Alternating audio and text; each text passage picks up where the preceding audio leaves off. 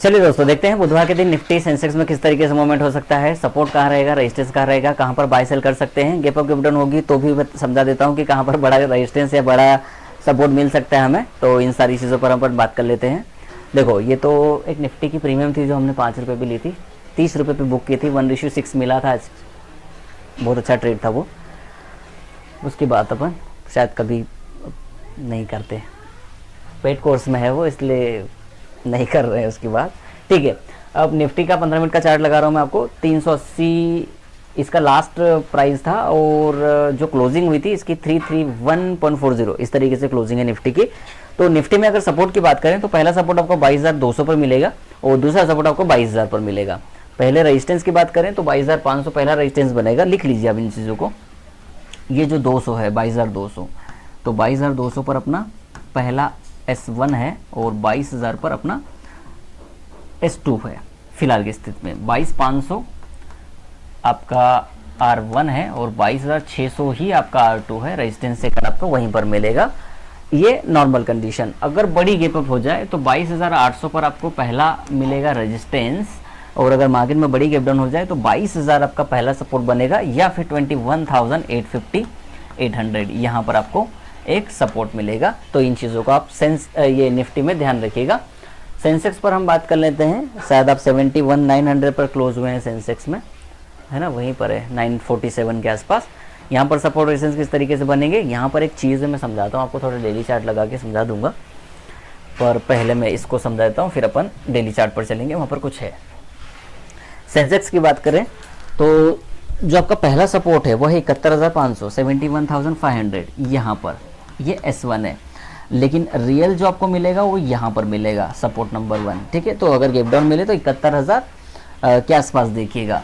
72,500 से 600 ये आपका रेजिस्टेंस पहला है, और दूसरा रेजिस्टेंस आपको मिलेगा 200 रुपये के आसपास, 73,200। इस चीज़ को ध्यान में रखिएगा। मैं इस हाई को मार्क कर रहा हूँ, इसलिए नहीं कि वो हाई है, इसलिए बिकॉज ऑफ वो राइटर का जोन है ना। स्विंग हाई अपने लिए कम मायने रखते हैं, मेरे लिए राइटर का जोन ज़्यादा मायने रखते हैं, बिकॉज ऑफ मैं ऑप्शन बायर ऑप्शन सेलर दोनों हूँ, तो मुझे ऑप्शन का डेटा देखना मेरे लिए ज़्यादा इंपॉर्टेंट है, बशर्ते कि कोई स्विंग हाई है। चार्ट देखना भी ज़रूरी है, पर स्विंग हाई के मायने मेरे लिए कम है अगर आप ऑप्शन चेन से कंपेयर करें। चलिए अपन डेली चार्ट पर चलते हैं। मैं कुछ दिखा रहा था आपको। ये जो स्ट्रक्चर है ना, ये कोई आज का नहीं बना है। ये जो गिरावट आ रही ना, ये गिरावट कोई आज की नहीं है, ये बहुत पहले से है। देखो, ऊपर पुल बैक, ऊपर pull back, pull back, pull back, pull back, pull back, pull back, and ये गिर रहा है। हर बार लो ब्रेक हो रहा है। ठीक है, इस बार भी लो ब्रेक होगा और आपको लगभग ये वाले लेवल देखने को मिल सकते हैं 68,000 के आसपास सेंसेक्स में, मतलब 4,000 पॉइंट नीचे। इस चीज़ को ध्यान में रखिएगा। ये एक चीज़ है जो समझा रहा हूँ मैं आपको, देखने को मिल सकते हैं, बशर्ते कोई न्यूज़ यूज़ नहीं होनी चाहिए ना, क्योंकि अपन न्यूज़ यूज़ पे काम करते नहीं है और आता भी नहीं है। फालतू अपने आप को परेशान करना, ट्रेडिंग करना तो आता है, परेशान करना नहीं आता, तो नहीं करना चाहता मैं, और मैं चाहता हूँ आप भी ना हो। स्क्रीन को देखिए, वहीं पर अगर आप उतनी मेहनत, जितनी आप न्यूज़ को एनालिसिस करने में, एनालाइज करने में मेहनत करते हैं, जितने इंस्टाग्राम वाले जो हर चीज़ को उठा के चिपका देते हैं, ऐसा हो जाएगा तो ऐसा हो जाएगा, वैसा हो जाएगा। ठीक है, क्रूड ऑयल के भाव कब नहीं बढ़े, और रशिया यूक्रेन का युद्ध तब भी $120 $122 पे पहुंच चुके थे हम लोग। ठीक है, अभी भी $113 पे जा रहे हैं। और वो मैं ये अपन तो मान के चलते हैं ना कि भाई कि M6 में क्रूड ऑयल लगभग 10,000 का लेवल तोड़ देगा। अगर डॉलर की बात करें तो $120 $125 तोड़ देगा। ये इन्फ्लेशन तो आम बात है यार, इस चीज़ को कितना इवेल्युएट करूँ मैं, है ना, वो तो मुझे पता ही है, आपको भी पता होना चाहिए। क्या कर लोगे, कुछ नहीं होना, ये नॉर्मल कंडीशन है, कुछ नहीं हो रहा है मार्केट में।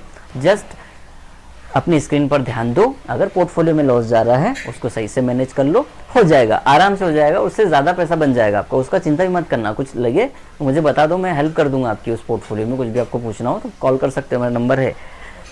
तो ज़्यादा परेशान मत हो, सब आसान है, ये सब नॉर्मल चीज़ें, ये मार्केट में होता ही रहता है ये सब चीज़ें, तो इसका लोड लेने की ज़रूरत ही नहीं है मेरे। और ऐसा ही रहोगे अगर आज़ाद मार्केट में, तो ही पैसा बना पाओगे, नहीं तो नहीं बना पाओगे। अब आपको ये बात लेनी है तो ले लो, नहीं तो रोते रहना। ठीक है, ये तो लेट गो करो कि जाने दो, ठीक है संभाल लूंगा, या तो फिर रोते रहो उस चीज़ को पकड़ के। यही कर सकते हैं मार्केट में, दूसरा कुछ नहीं कर सकते। तो मैं तो रोने से बेहतर है कि मैं इंट्राडे करूंगा, आज जो होगा देख लेंगे, कल मेरे को देखना ही नहीं है। वो जब मार्केट में जब कुछ हो जाएगा तब देखूंगा मैं। लोग कहेंगे कि आप ये मूवमेंट नहीं पकड़ पाए, मैं नहीं भाई नहीं पकड़ पाया, मैं तो इंट्राडे में ही खुश था।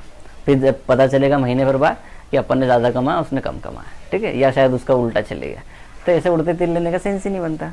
सुखी रहो एंड डे ट्रेडिंग करो अगर आप ऑप्शन ट्रेडिंग करते हो, ठीक है, क्योंकि पोजिशनल ऑप्शन बाइंग और पोजिशनल ऑप्शन सेलिंग में ऐसी तकलीफ आती है, ठीक है। हालांकि वो उसके मल्टीपल स्ट्रेटेजीज, आप फ्यूचर को और ऑप्शन को 3 अलग तरीके से हेज करके जा सकते हो, तो अपना प्रोटेक्शन होता है और डायरेक्शनल अपन कर सकते हैं, उसमें प्रॉब्लम नहीं है।